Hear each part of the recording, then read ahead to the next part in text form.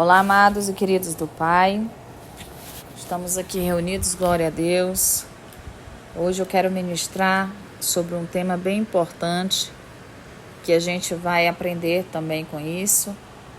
Eu quero falar para vocês que tudo que o Senhor tem colocado no meu coração, os temas, eu tenho pesquisado com bastante cuidado, dentro da minha área de conhecimento, dentro do que eu já vivi.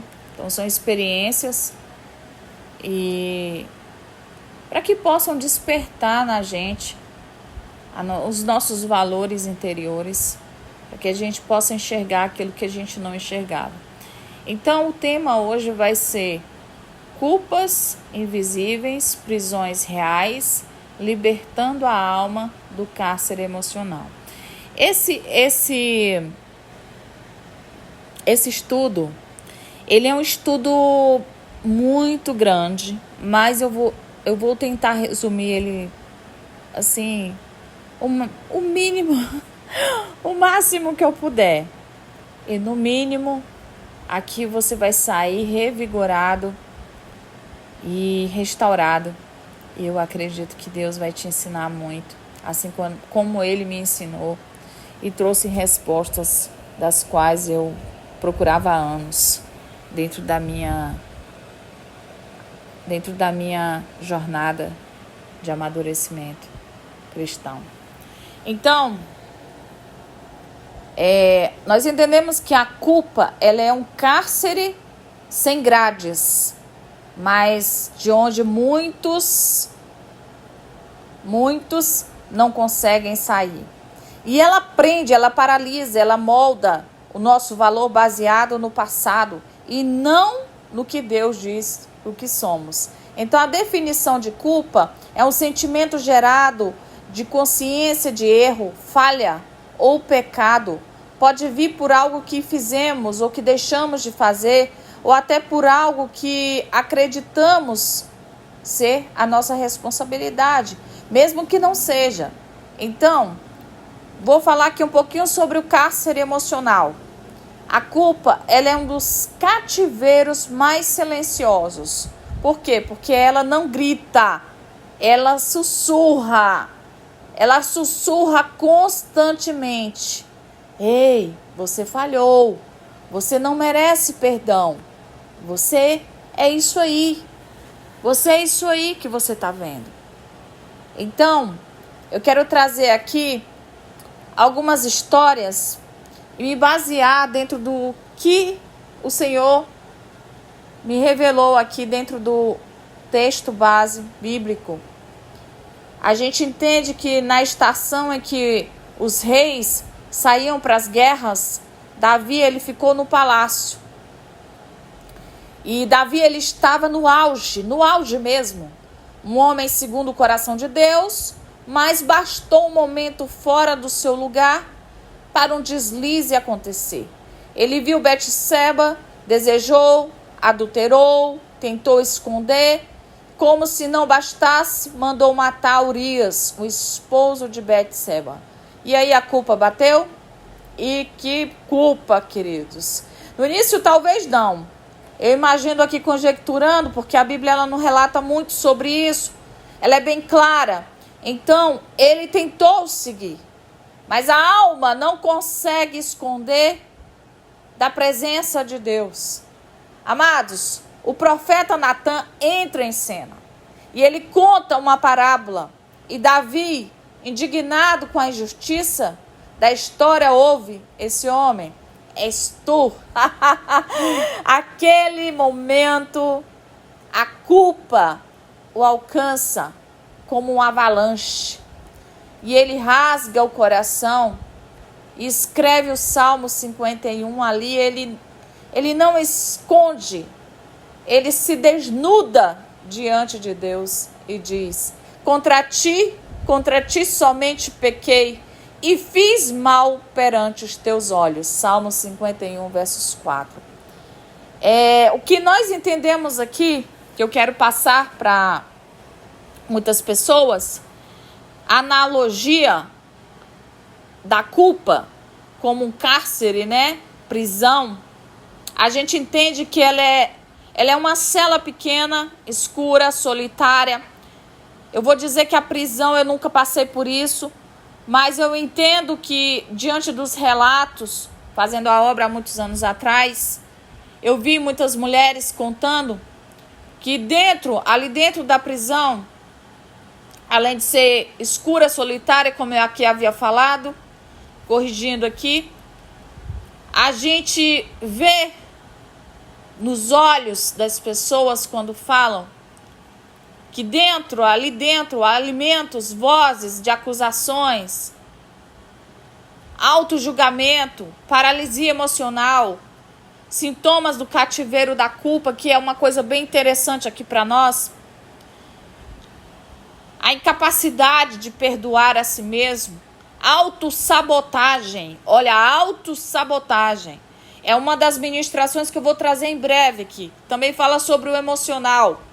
O medo de prosperar por achar que não merece prosperar. A rejeição de oportunidades. O cansaço emocional constante.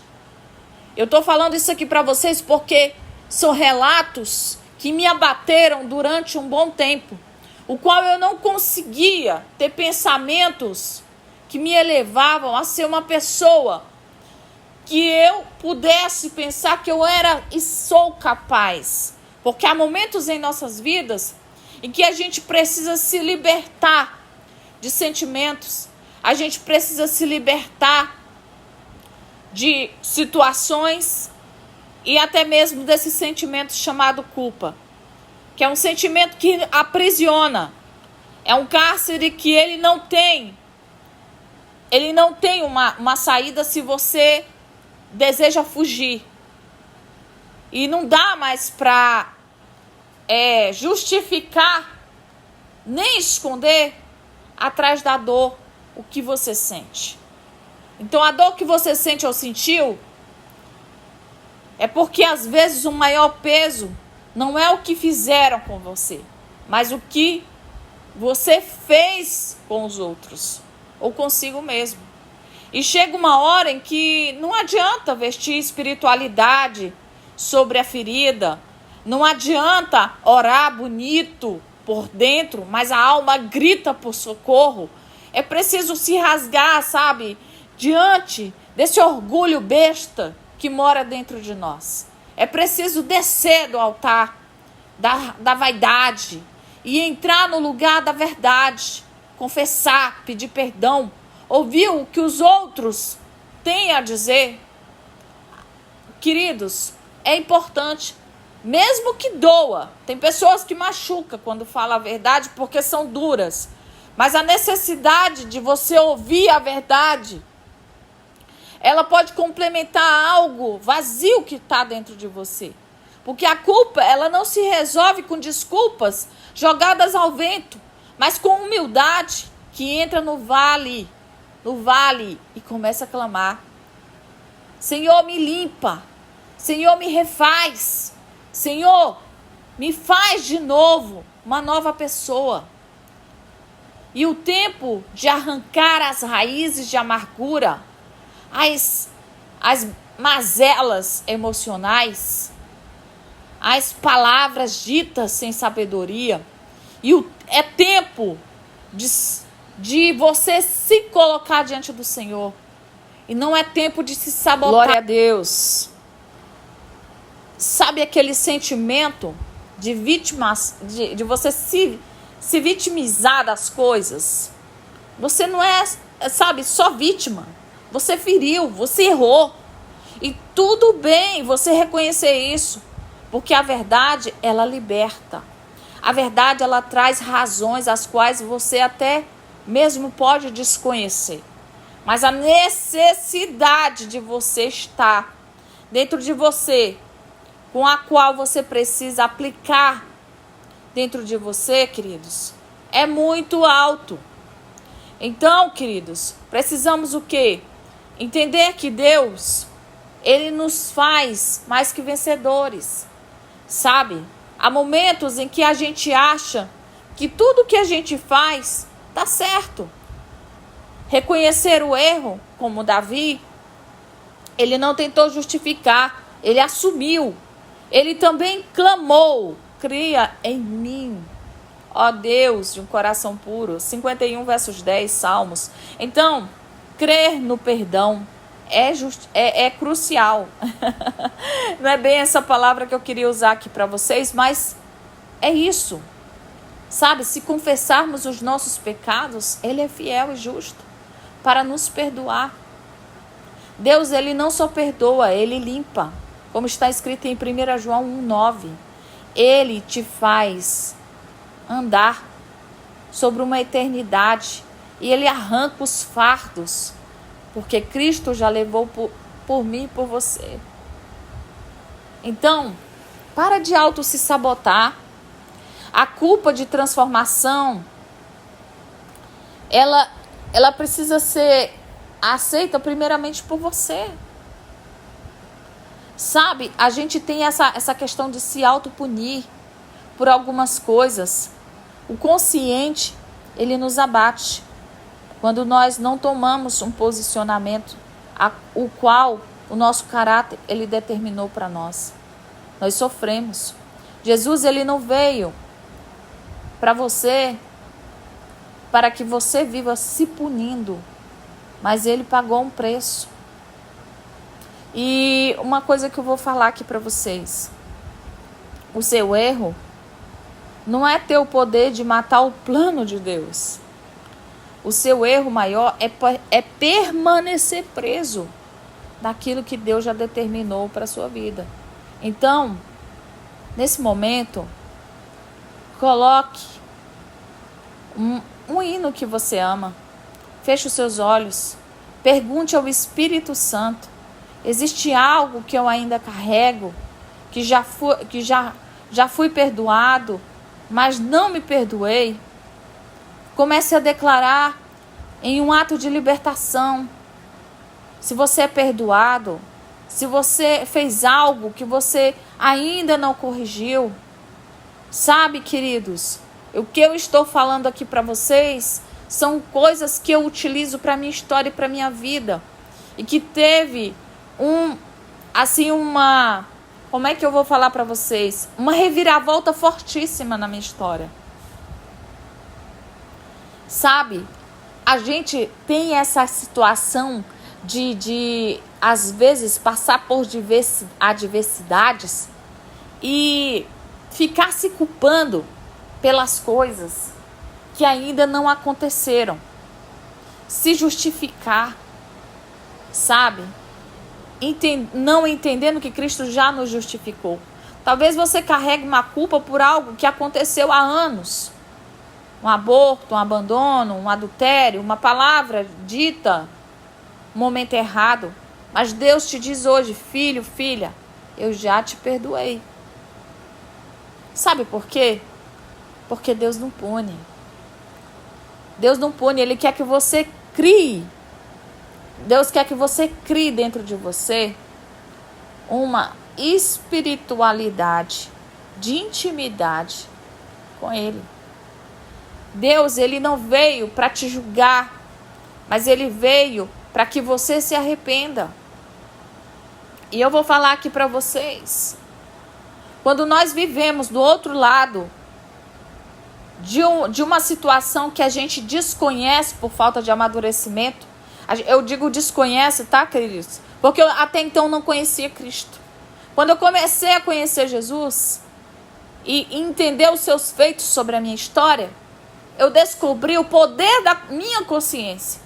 E quando o poder da nossa consciência, ele entra em ação, a gente começa a despertar, sabe, para a vida. A gente começa a ver e encerrar coisas que a gente começou e não terminou. Aqui em Romanos 8:1, portanto, agora nenhuma condenação há para aqueles que estão em Cristo Jesus. Então, eu quero fazer um convite para você à libertação. Nesse dia de hoje, a sair dessa prisão invisível, da culpa, tirar esse fardo, se libertar, sabe, a sua alma, voltar a caminhar, porque dentro do seu passado, ele não tem mais autoridade para te manter dentro da onde você... Só você pode sair da onde você está. Então volte a caminhar. Porque o seu passado não tem mais autoridade sobre o teu futuro. Então, queridos, o que eu quero passar aqui para você é que o poder de consciência é muito alto. E o que vem na mente quando você se pergunta ou sente uma raiva, um ódio, não sei qual o sentimento que você sente, é no momento em que você quer ser perfeita, quer ser amada, mas precisa se dar conta de tudo ao mesmo tempo e tudo tem que ser perfeito. E você esquece que você é falho. Você esquece que você tem falhas. Então, quando Deus ele nos liberta da culpa, o céu ele restaura o nosso propósito. Moisés, ele carregou uma culpa do passado, e isso não anula o chamado do presente. Por quê? Porque o que Moisés fez lá no passado não anulou o que Deus tinha para a vida dele, que era libertar o povo. O que eu quero dizer com isso em Êxodo capítulo 2, verso 11 e 12? E aconteceu naqueles dias, sendo Moisés já homem, que saiu a seus irmãos e viu as suas cargas duras, e viu que o egípcio feriu a um hebreu e um de seus irmãos, e olhou um a um. E do outro lado, vendo, não havia ninguém ali. Ele matou o egípcio e escondeu na areia. Êxodo capítulo 2, versos 11 ao 12. Então, anos depois, Deus aparece e diz: vem agora, pois, eu te enviarei a Faraó, para que tires o meu povo, os filhos de Israel, do Egito. Então Moisés disse a Deus: quem sou eu que vá a Faraó e tire do Egito os filhos de Israel? Êxodo capítulo 3, versos 10. Moisés, ele tirou ali uma questão importante aqui. Ele tirou para Deus ali uma dúvida que ele mesmo tinha sobre ele. A incapacidade. Muitas vezes nos sentimos incapazes. Mas o que é tirar essa dúvida? Porque Deus ele nunca responde uma pergunta sem fazer outra. Ele sempre vai te responder uma pergunta fazendo outra pergunta, porque Jesus era assim. Então Deus ele chama ele e responde. A identidade quebrada, quem sou eu? Mas Deus respondeu com a identidade divina. Eu serei contigo, lá no versos 12 do capítulo 3. A culpa, ela tenta apagar quem você é. Mas o chamado de Deus, ele te lembra de quem você foi criado para ser.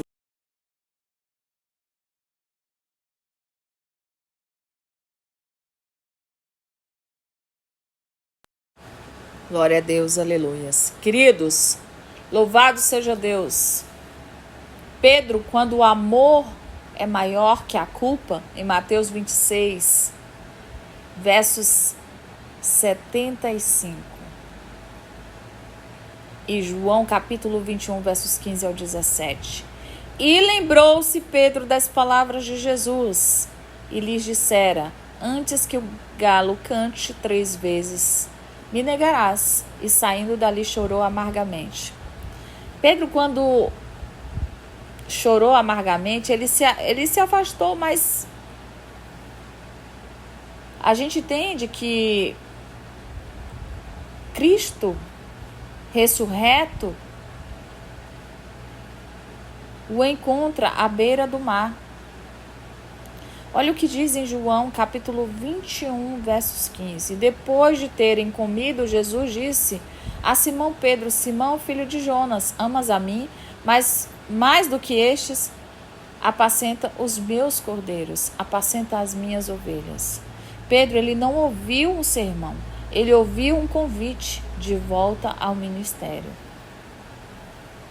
Jesus, ele não falou sobre a culpa. Ele falou sobre o amor. A mensagem de Deus hoje, Deus não te define pela sua negação, mas pelo amor. Porque Ele sabe que ainda existe dentro de você algo que te impulsiona.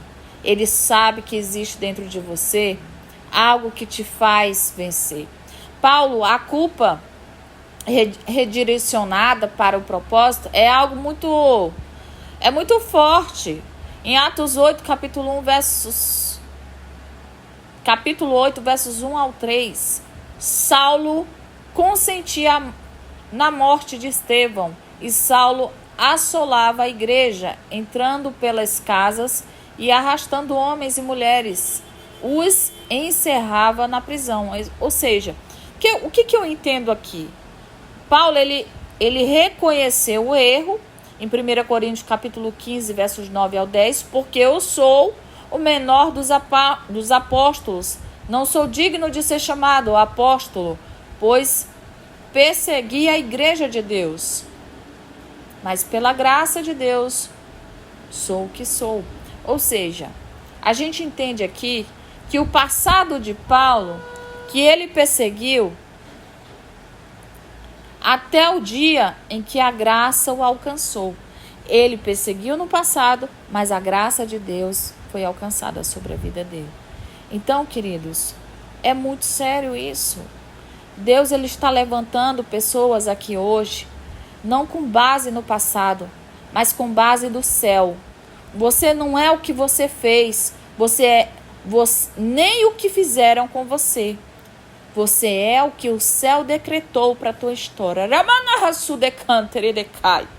Então, o que eu vou declarar aqui sobre a tua vida? Porque eu serei misericordioso para com as suas iniquidades e os seus pecados e as suas prevaricações não me lembrarei mais. Hebreus capítulo 8, versos 12.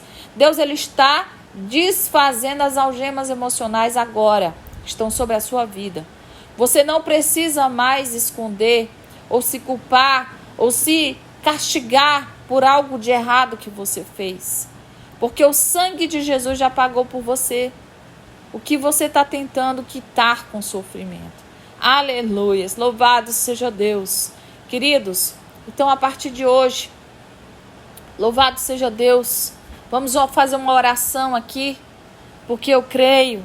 Aleluias. Curva a sua cabeça onde você está neste momento.